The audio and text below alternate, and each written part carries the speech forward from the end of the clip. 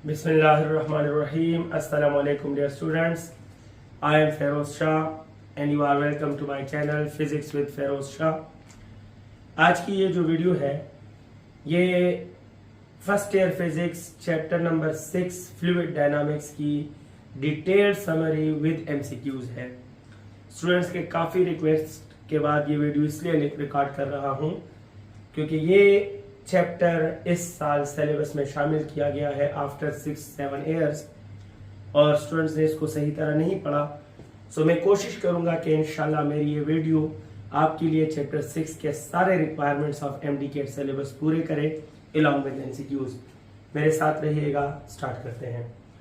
पहली बात यह है कि फ्लूइड डायनामिक्स के इस चैप्टर नंबर 6 में कौन कौन से टॉपिक्स जो हैं वो सिलेबस में आपने पढ़ने हैं, जो श्योर है मैं उस पर बात करूंगा। पहला टॉपिक सबसे पहले नंबर पे आपको पढ़ना है fluid flow. The first topic you have to discuss is fluid flow. The second topic of discussion will be drag force, viscosity. आपने विस्कोसिटी भी पढ़ना है, हालांकि सिलेबस में मेंशन नहीं है, लेकिन जहां टर्मिनल वेलोसिटी मेंशन हो वहां विस्कोसिटी, ड्रैग फोर्स, ये सब आपने पढ़ने हैं। जो तीसरे नंबर पे है वो है ड्रैग फोर्स और जो चौथे नंबर पे है डियर स्टूडेंट्स वो है जनाब टर्मिनल वेलोसिटी। टर्मिनल वेलोसिटी और ड्रैग फोर्स। इसके बाद है जनाब equation of continuity. Equation of continuity. Equation of continuity भी आपको पढ़ना है हर लिहाज से।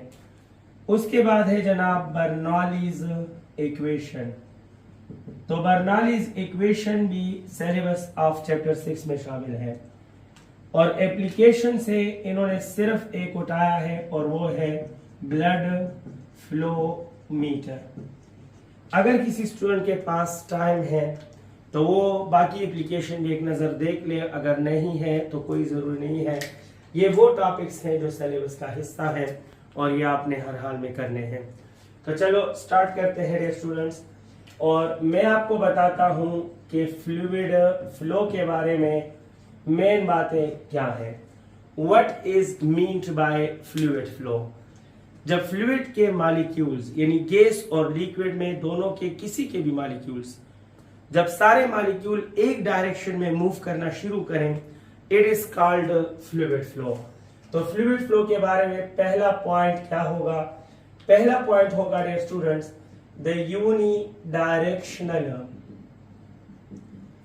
Unidirectional motion of fluid molecules. The unidirectional motion of fluid molecules is called flow. Fluid flow का मतलब है कि फ्लूइड के मॉलिक्यूल्स ने एक डायरेक्शन में मोशन करना शुरू किया। फॉर एग्जांपल अगर मैं कहूँ ये सारे फ्लूइड के मॉलिक्यूल्स हैं, लेट मी कंसिडर ये किसी लिक्विड या किसी गैस के मॉलिक्यूल्स हैं, सही। और ये मॉलिक्यूल एक इस तरफ जा रहा है, दूसरा इस तरफ जा रहा है, तीसरा इस तरफ जा रहा है, चौथा इस तरफ जा रहा है। Such motion, random motion of fluid molecules is not flow. इसको फ्लो नहीं बोलते। फ्लो का मतलब है कि हर मॉलिक्यूल एक खास डायरेक्शन में मूव करे। यानी देखो अब सारे मॉलिक्यूल जो है बेशक ट्रैक इनका अलग अलग हो सकता है, लेकिन सारे मॉलिक्यूल जो है वो लेफ्ट से राइट की तरफ जा रहे हैं। तो ये जो ब्लैक एरो से मैंने शो किया है ये random motion flow of fluid नहीं है, लेकिन ये जो ब्लू एरो से मैंने शो किया तो ऐसे लग रहा है जैसे सारे मॉलिक्यूल लेफ्ट से राइट की तरफ जा रहे हैं। तो this type of unidirection flow of fluid molecule is called its flow. Second point about fluid flow आपको पता होना चाहिए, there are two basic types of flow. Fluid के फ्लो के दो बेसिक टाइप्स हैं। जो दो बेसिक टाइप्स हैं उनमें से पहले नंबर पे है लैमिनर फ्लो। पहले को बोलते हैं लैमिनर फ्लो और दूसरे को बोलते हैं चेओटिक फ्लो। लैमिनर फ्लो और चेओटिक फ्लो। लेमिनर फ्लो वो फ्लो होता है जिसमें सब कुछ कॉन्स्टेंटेंसी बेस होता है, यानी फ्लूइड का ऐसा फ्लो जिसका स्पीड कांस्टेंट हो, जिसका शेप जो है शेप ऑफ फ्लो कांस्टेंट हो, ऐसा फ्लो जिसमें क्वांटिटी ऑफ फ्लो भी है वो भी कांस्टेंट हो, ऐसा फ्लो जिसमें ट्रेक ऑफ फ्लो जो है वो भी कांस्टेंट हो, यानी पहला मॉलिक्यूल जिस रास्ते से जाए दूसरा मॉलिक्यूल भी वही रास्ता फॉलो करे, तीसरा मॉलिक्यूल भी वही रास्ता फॉलो करे, चौथा मॉलिक्यूल भी वही रास्ता फॉलो करे। लेमिनर फ्लो से पैदा होने वाले आवाज की लाउडनेस भी कांस्टेंट होती है, इसका स्पीड भी कांस्टेंट होता है, क्वांटिटी भी कांस्टेंट होती है। इसमें पहला मॉलिक्यूल जो है वो लीडर का काम करता है, बाकी मॉलिक्यूल जो है उसके फॉलोअर्स का काम करते हैं। यानी अगर ये एक फ्लूइड फ्लो है और मॉलिक्यूल नंबर 1 जो है वो यहाँ आ गया है, तो 2 इधर, 3 इधर, 4 इधर, 5 इधर, 6 इधर, 7 इधर और एक ही ट्रैक पे जा रहे हैं। Such type of flow is called laminar flow. Laminar flow का एक और भी नाम है, it is also called streamline flow. The streamline flow और laminar flow सेम है। Chaotic flow का दूसरा नाम है turbulent flow. It is also called turbulent flow of fluid. ये कौन सा फ्लो होता है? So dear students, turbulent flow जो है इसमें कुछ भी कांस्टेंट या फिक्स नहीं होता, इसका स्पीड वेरिएबल होता है, वक्त के साथ साथ चेंज होता है, इसका कोई पार्टिकुलर शेप नहीं होता, शेप में भी चेंज आता है, इसमें क्वांटिटी ऑफ फ्लो में भी आपको चेंज मिलेगा। Loudness of the sound of chaotic flow also changes with time. No leader no follower, हर मॉलिक्यूल अपनी पसंद का रास्ता इख्तियार करता है। फर्ज करो इस रास्ते से मॉलिक्यूल नंबर 1 गया तो मॉलिक्यूल नंबर 2 फर्ज करो इस रास्ते से चला जाता है, मॉलिक्यूल नंबर 3 कोई और रास्ता अपना लेता है। तो जिस तरह ये है इसमें कोई भी मॉलिक्यूल किसी भी मॉलिक्यूल को फॉलो नहीं करता। Such type of irregular flow is called chaotic flow or turbulent flow, and the regular flow is called laminar flow or streamline flow. Streamline flow वो होता है जो पाइप्स में है, हमारे बॉडी में रगों के अंदर खून की जो रवानी है नॉर्मल स्टेट पे, वो स्ट्रीमलाइन फ्लो है। बाउंड एरिया में जो फ्लो होता है वो स्ट्रीमलाइन होता है। टर्बुलेंट फ्लो ओपन एरिया में जो फ्लो होता है, जैसे दरिया में, ओशन में, इनमें जो फ्लो ऑफ फ्लूइड है that is called a turbulent flow. Air rush है, हवा जब चलती है टर्बुलेंट फ्लो से चलती है, वगैरह वगैरह। तो फ्लो ऑफ फ्लूइड की ये चंद सी बातें आपके नाम हो गई।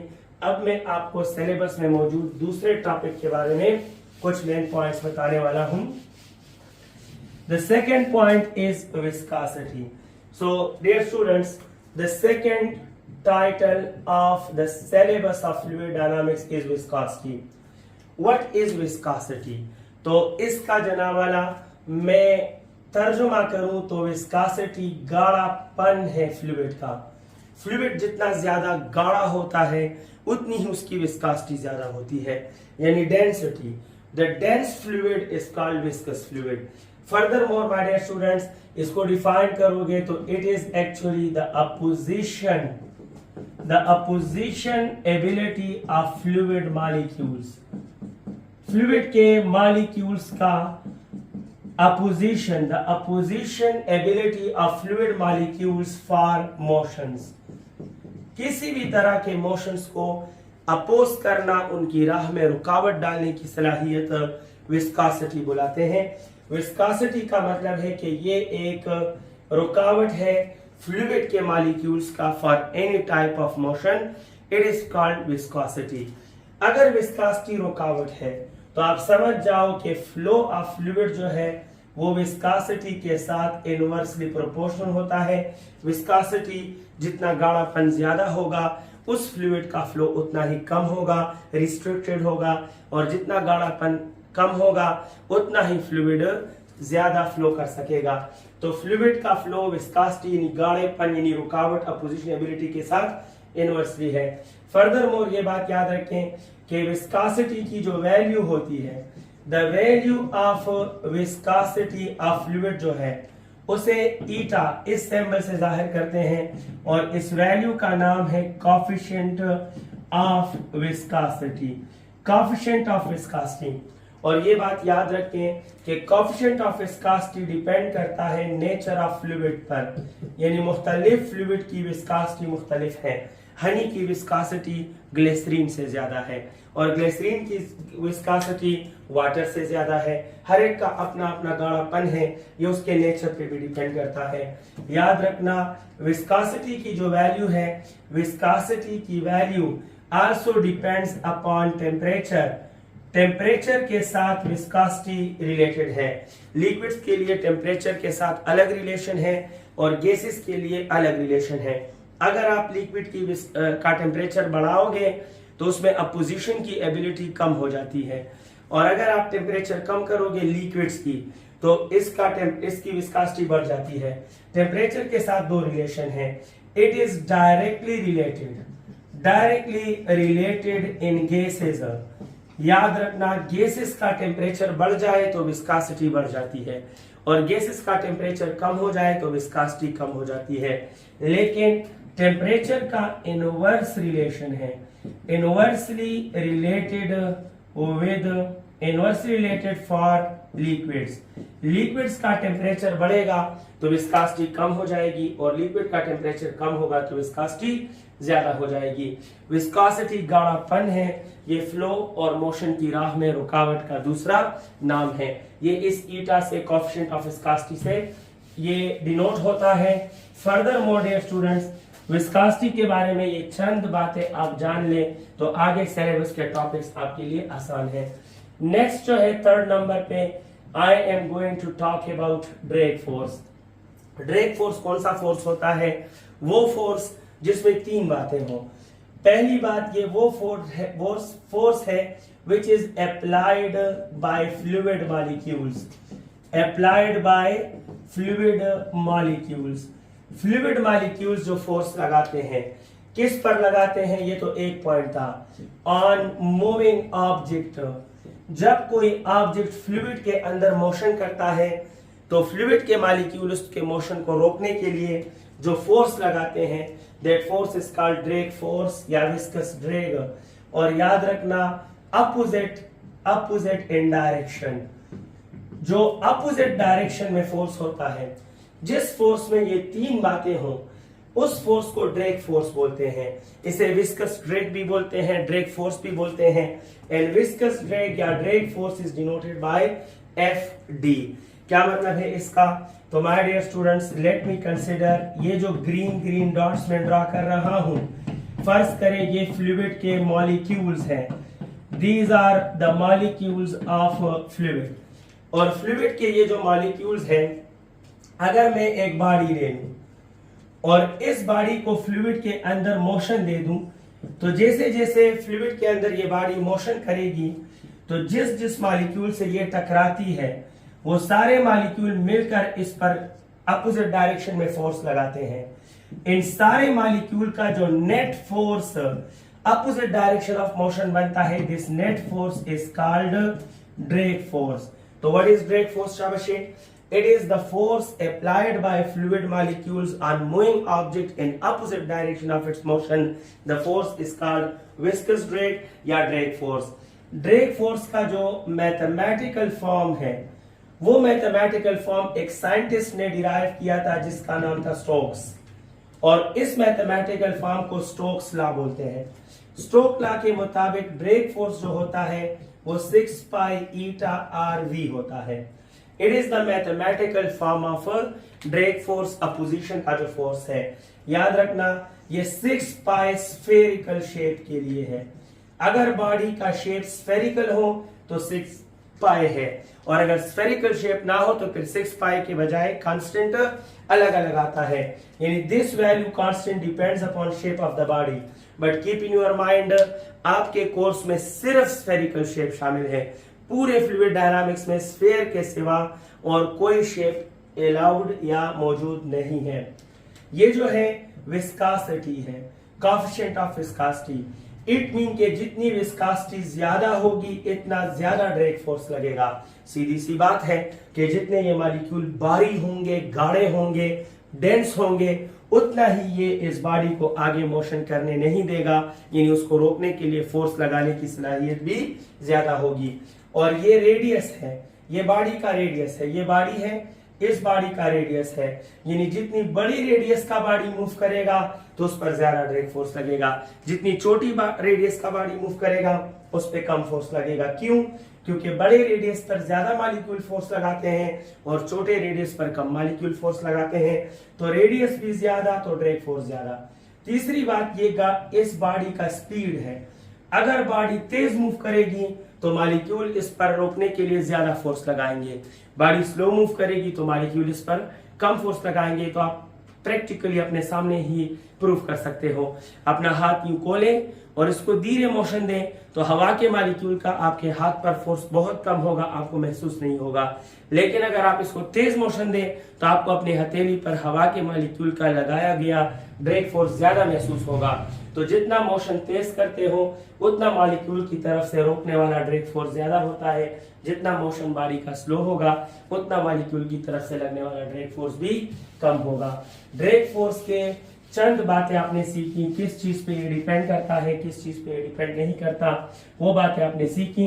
अब ड्रैग फोर्स के बाद my dear students, the fourth one is terminal velocity. Terminal velocity में क्या क्या बातें हैं, क्या क्या पॉइंट्स आपने जहन में रखने हैं, सब आपको बताता हूं। यहां से आपके सिलेबस का मेन टॉपिक शुरू है। ये वो बातें हैं जो इन मेन टॉपिक से वाबस्ता है, जो सिलेबस में मौजूद है। तो उनकी मैंने थोड़ी बहुत समरी आपको इसलिए बता दी ताकि टॉपिक में हम उसको यूज कर सकें। टर्मिनल वेलोसिटी वो वेलोसिटी होती है जिसमें ये बातें होती हैं कि इसका डायरेक्शन हमेशा डाउनवर्ड होता है, ये डाउनवर्ड होता है, ये इनसाइड फ्लूइड होती है। टर्मिनल वेलोसिटी बॉडी की वो वेलोसिटी जो फ्लूइड के अंदर हो, डायरेक्शन डाउनवर्ड हो और कांस्टेंट हो। तो वो वेलोसिटी जो बॉडी की वेलोसिटी हो, फ्लूइड के अंदर हो, डाउनवर्ड हो और कांस्टेंट हो, that velocity is called terminal velocity. क्या मतलब? फर्ज करो ये फ्लूइड के मॉलिक्यूल्स हैं। क्या है शाबाशेन? Let me consider these are fluid molecules.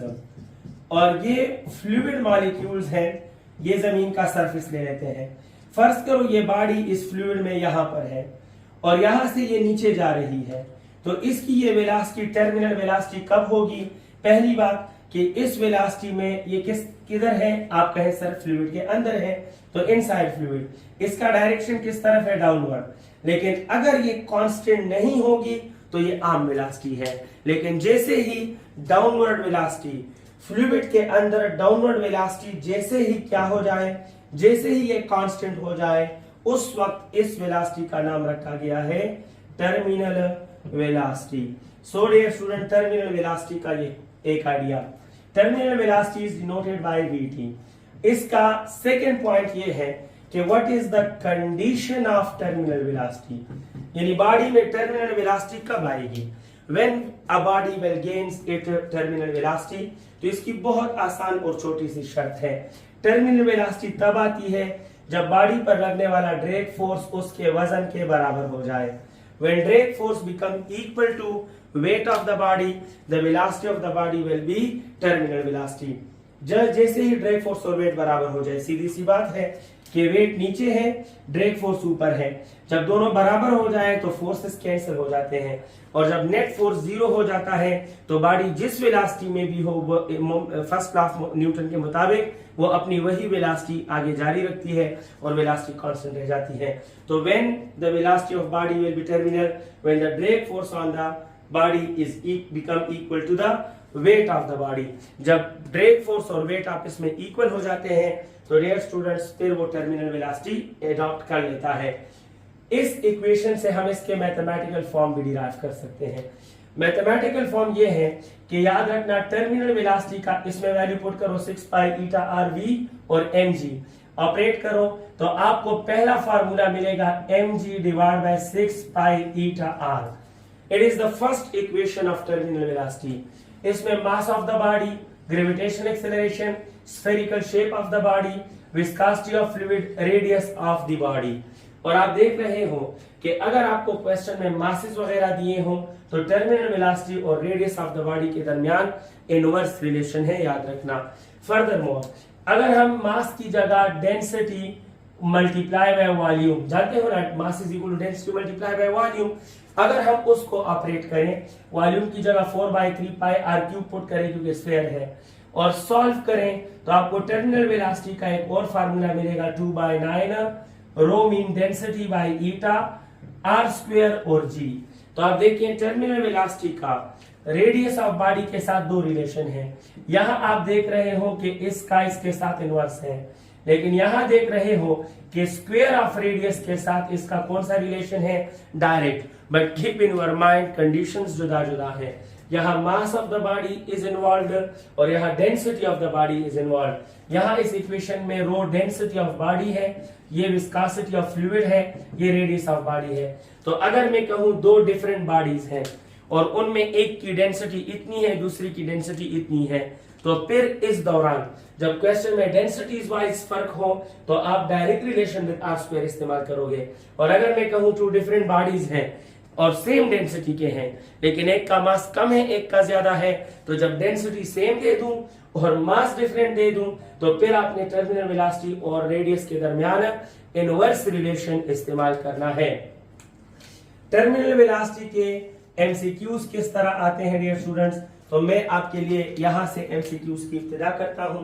आपको टर्मिनल वेलोसिटी के एमसीक्यूज फेस करने हैं और ये बहुत ही कंसेप्चुअल टॉपिक है, इसमें बहुत ही अच्छे अच्छे एमसीक्यूज बन सकते हैं।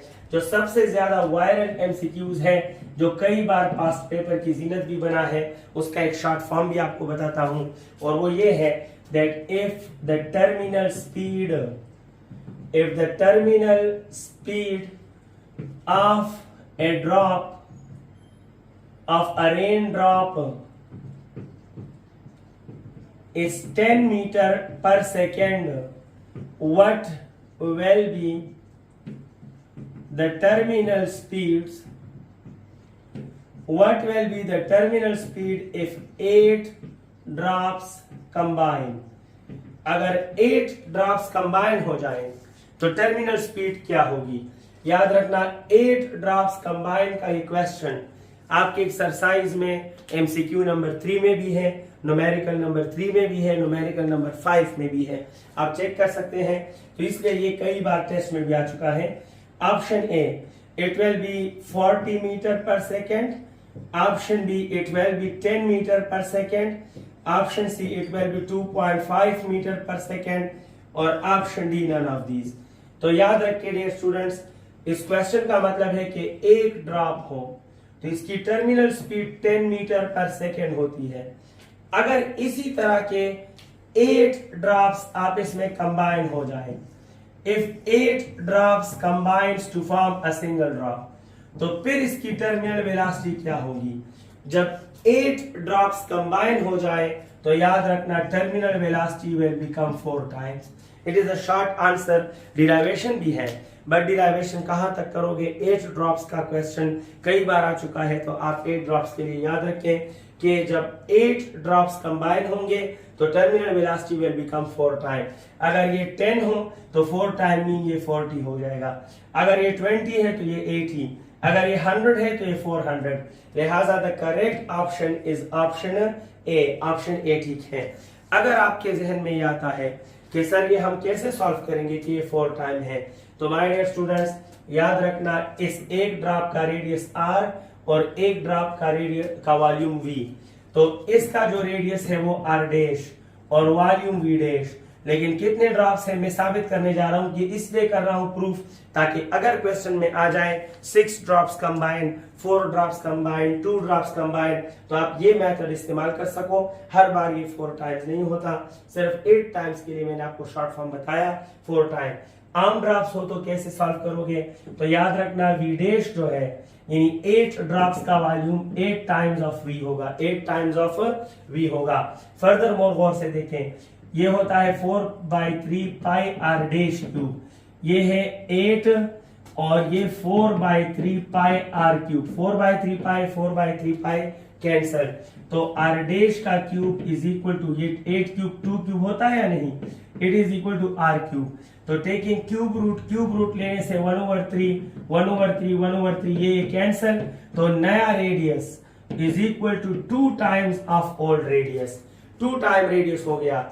बताओ रेन ड्रॉप की डेंसिटी कांस्टेंट होती है ना, यानी 1 कतरा हो रेन का या 8 कतरे हो रेन के, डेंसिटी ऑफ वाटर तो सेम है। और जब डेंसिटी आपको पता हो कि सेम हो तो you have to use terminal velocity is directly proportional to R square.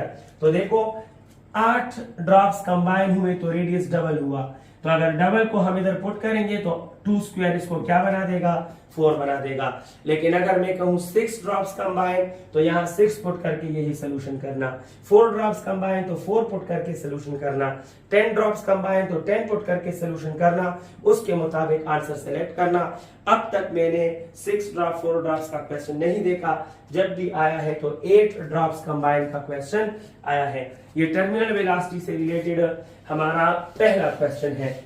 और second question for terminal velocity क्या हो सकता है? So my dear students, let me share question number 2 for you as fluid dynamics lecture, and that is if 10 kg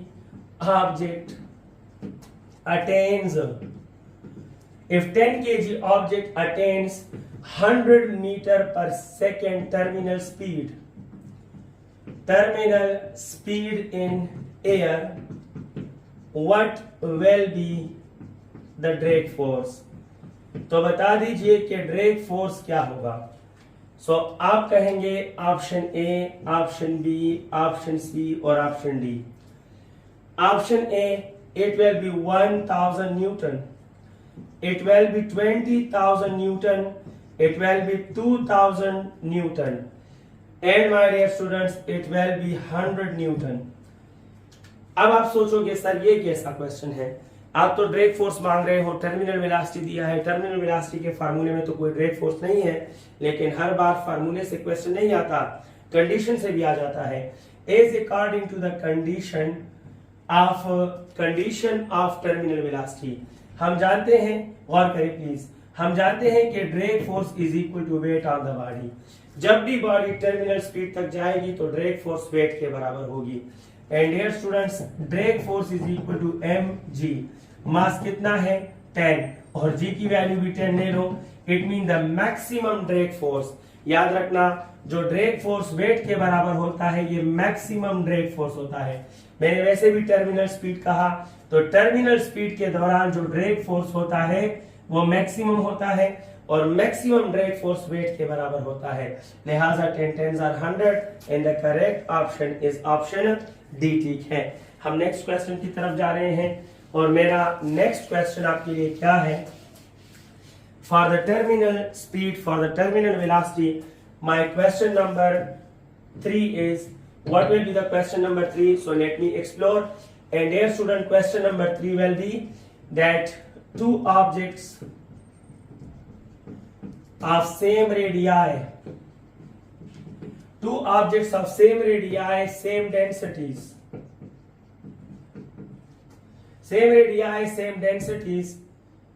of 10 kg and 20 kg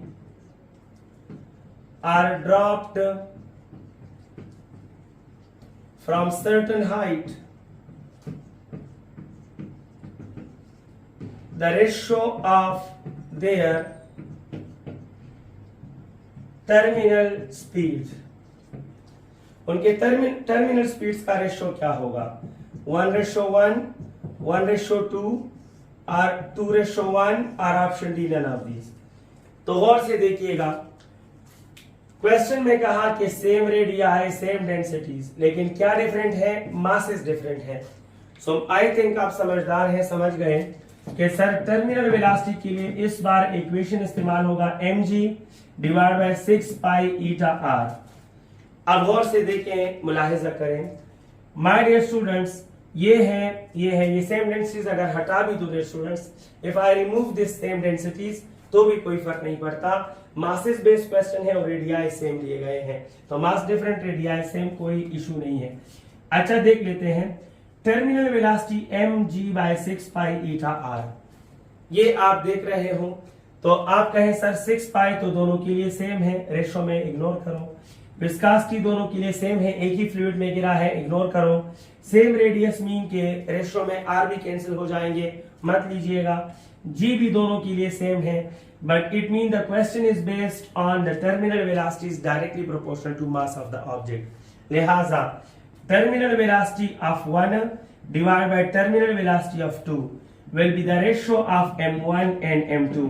m1 is 10 while m2 is 20, and hence v1 divided by v2 is equal to 1/2. The answer of the question is 1:2.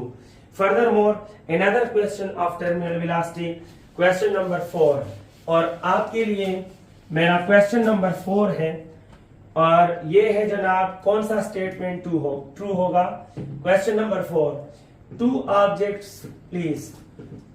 objects of 100 kg and 200 kg. Two objects of 100 kg and 200 kg are released from same height से वो release कर दी गई है। Which object attains the terminal speed earlier? किस object का terminal speed जल्दी आ जाएगा? So dear students, option A, that is of 100 kg, option B 200 kg, option C both will get it at a time, एक ही वक्त दोनों को मिलेंगे, और option D none of these. तो कॉमन सेंस यूज करें। जब आप हल्की चीज को रिलीज करोगे तो हल्की चीज का वजन कम होगा। याद रखना, जो बॉडी हल्की होगी उसका वजन कम होगा, और वजन कम होगा तो ड्रैग फोर्स वजन के बराबर जल्दी हो जाएगा। जब वजन कम है तो जल्दी ड्रैग फोर्स उस तक पहुंच जाएगा, और जब जल्दी ड्रैग फोर्स उस तक पहुंच जाएगा तो उसको टर्मिनल वेलोसिटी जल्दी मिल जाएगी। लेकिन जो बॉडी बारी बॉडी है तो उस मोहतरम बॉडी का वजन ज्यादा होगा, और जिसका वजन ज्यादा होगा डियर स्टूडेंट्स, तो उस तक, साथ दीजिए प्लीज, उस तक ड्रैग फोर्स उस वजन तक पहुंचते ज्यादा देर लग जाएगी। इट मीन के उसको टर्मिनल वेलोसिटी लेटर मिलेगी। तो अगर आपसे पूछे कि दो बॉडीज हैं 100 kg 200 kg, किसको टर्मिनल वेलोसिटी जल्दी मिलेगी? तो जिसका मास कम है उसका वजन कम है, तो ड्रैग फोर्स जल्दी वजन के बराबर हो जाएगा, टर्मिनल वेलोसिटी जल्दी हासिल कर लेगा। और जिसका मास ज्यादा है उस तक ड्रैग फोर्स पहुंचने में ज्यादा टाइम लगेगा, तो वो काफी टाइम के बाद टर्मिनल वेलोसिटी अचीव करेगी। So which object will get the terminal velocity earlier? 100 kg। अगर मैं क्वेश्चन को चेंज करूं, which object will get the terminal speed later on, तो फिर आंसर होगा 200 kg। टर्मिनल वेलोसिटी पर और भी बहुत अच्छे से क्वेश्चन बनते हैं, लेकिन ये वीडियो काफी लेंथी हो जाती है और अपलोड करने में प्रॉब्लम होता है, फिर आप तंग भी होते हो। तो मैं पूरा फ्लूइड डायनामिक्स 2 लेक्चर्स में अपलोड कर दूंगा इंशाल्लाह। अगले मेरे डिस्कशन का part 2 of this will be equation of continuity, Bernoulli's equation, blood flow meter and a lot of MCQs generally of the whole chapter. तब तक के लिए ख्याल रखिएगा। अल्लाह हाफिज।